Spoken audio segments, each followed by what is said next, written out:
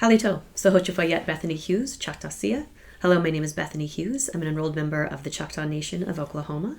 I'm an assistant professor of Native American Studies at the Department of American Culture at the University of Michigan.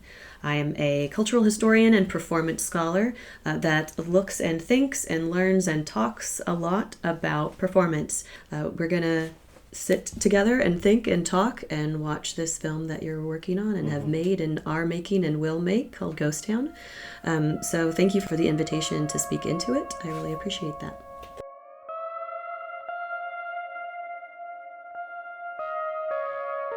First thing I noticed hearing was the guitar in, perhaps identifiably Western feel, cowboy feel, right? So there's a both a vocation and a space evoked through those first sort of things that I can identify.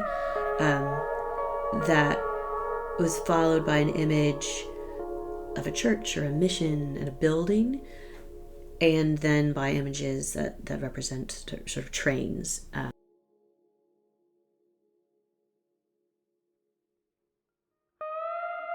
then the first human that you encounter is an Indigenous woman.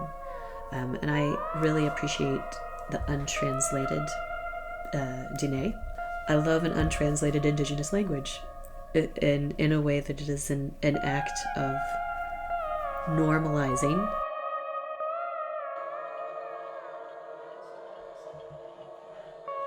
The past and the present and the future are so fluid.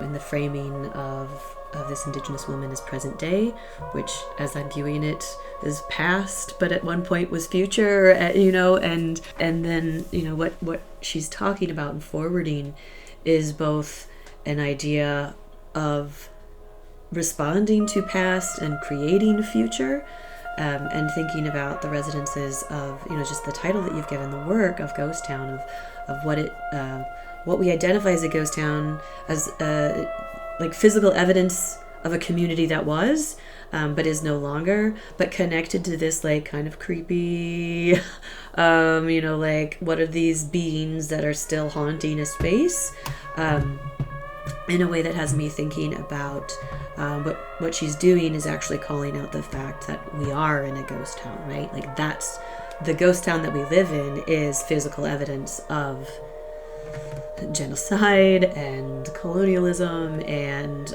all of these kinds of things, and the things that haunt us are the conversations that we cannot have and should have and try to have and keep having, in the way that some of the things that she's talking about, sort of self-advocacy and self-determination, like these are conversations that Indigenous people have been having in this space for centuries, right? Like we know who we are, and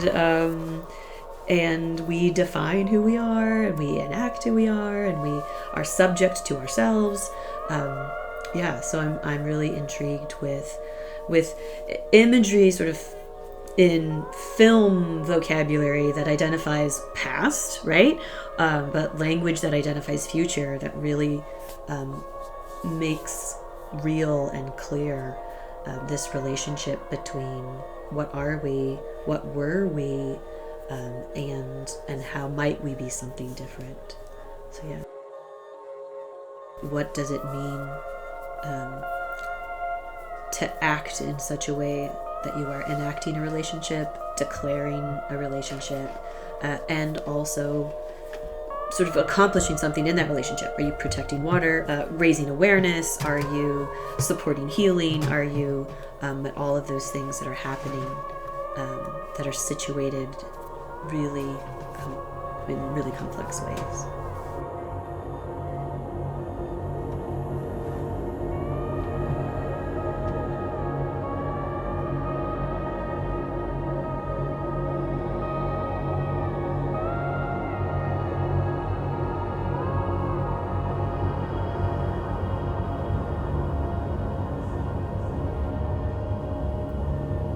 I found the ghost town after searching all around, down through the valley low, made my way home.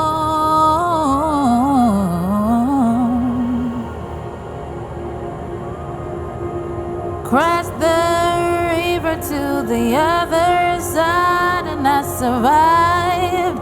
I'm alive, yeah, I'm alive. I took that train, I found the light, cut out west and I rode all night. They tried to find me, but I got gone, I got gone. Made my way to the edge of the dawn.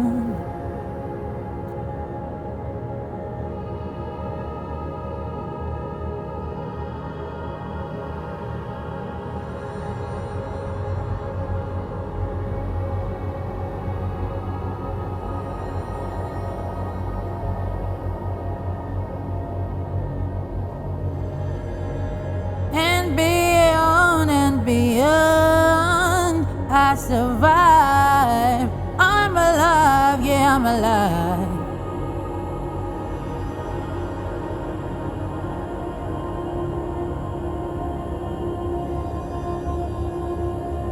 You can't hold me down, can't fence me in.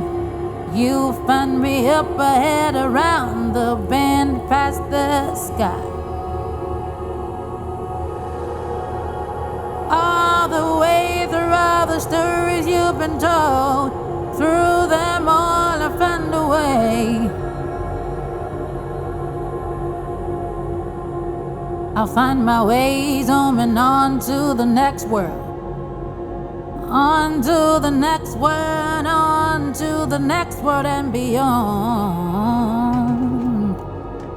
That old broken down empty ghost town, that old broken down empty ghost town, that old broken down empty ghost town.